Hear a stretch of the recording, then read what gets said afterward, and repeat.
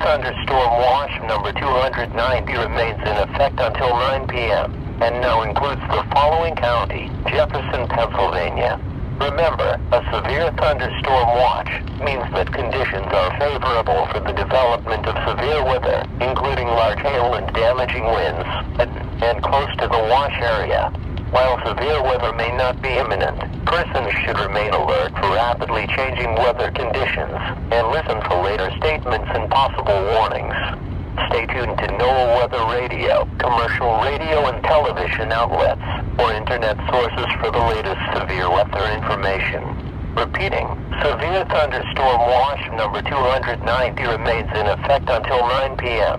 and now includes the following county: Jefferson, Pennsylvania.